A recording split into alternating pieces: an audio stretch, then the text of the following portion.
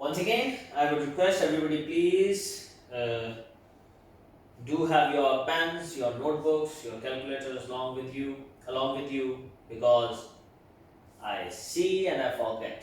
I listen and I remember. I do and I understand. You need to do this if you want to understand it. Okay, so today what we are going to do is we will be doing question number November 17 P22Q2. Basically the topic which we are going to discuss is correction of errors 7707. This is actually the refined form what we have already done in my previous videos. Now what we are going to do is we are going to do November 17 P22Q3. November 17 P22Q3. So once again, just pause the video, open the question, read it. Please, you need to read this question. So while I am going to solve this on the board and you are going to solve this on your notebooks, you should understand it. So pause it, read it, and then again play it. Okay. So it says the HANA prepares the trial balance, but its total did not agree. A suspense account was opened. So suspense account is already opened. Now you know how and when, where to open the suspense account. She later discovered the following errors. There are 3 types of errors, and A part is prepare the journal entries to correct the errors. So what all we need to do is we need to prepare a general. So it's my debit, my credit, and that's it, and here it's going to be date and it's going to be details. Now, once again I'm going to place this over here so that I can hold my board better. So he says that rent receivable of 4900 had been debited to rent payable account. Now this is an error, and this individual error is going to affect 2 accounts. So I'm going to write first one, and I'm going to do working over here. He says rent receivable of 4900 had been debited to rent payable account. You see, this is rent receivable and this is rent payable.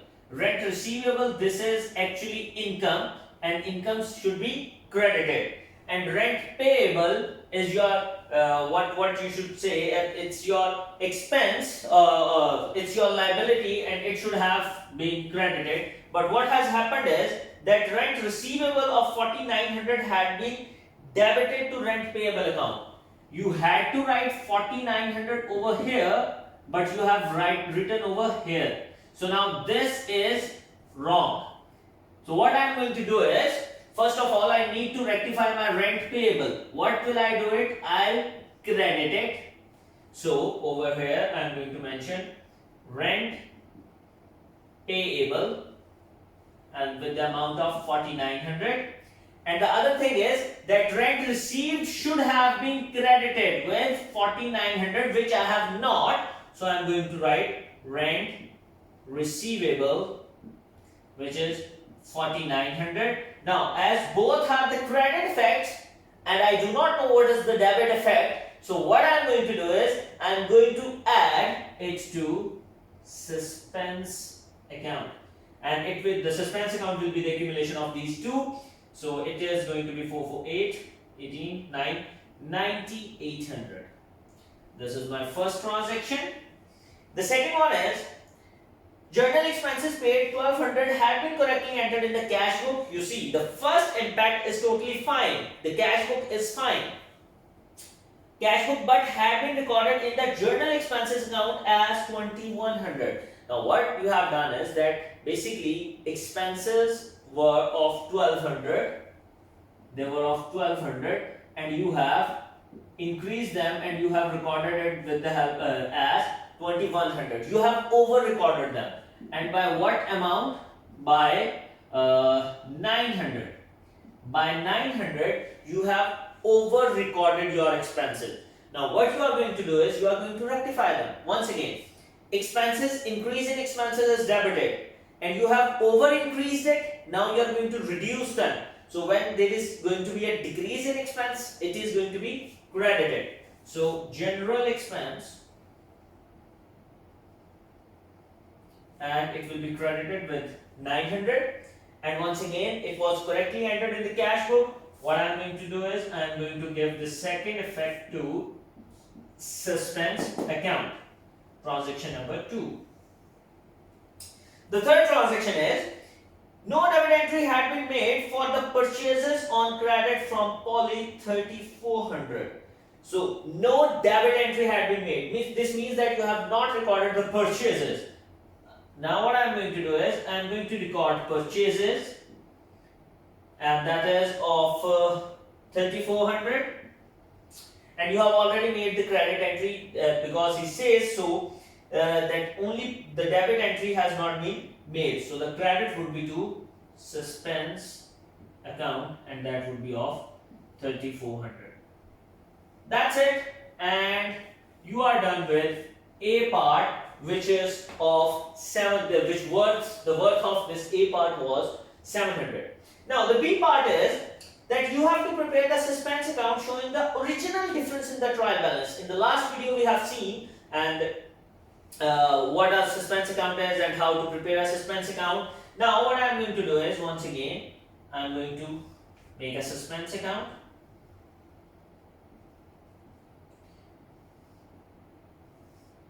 Date, details, amount, date, details, and amount. I'm not going to do anything more than what I have already done in A part. In A part, my suspense account is being debited because of rent payable and rent receivable. So on the debit side, I am going to write rent receivable, which is 4900, and rent payable, which is once again 4900. In the second transaction, my suspense was being debited because of general expenses, and once again I am going to write 900 over here. It's already mentioned.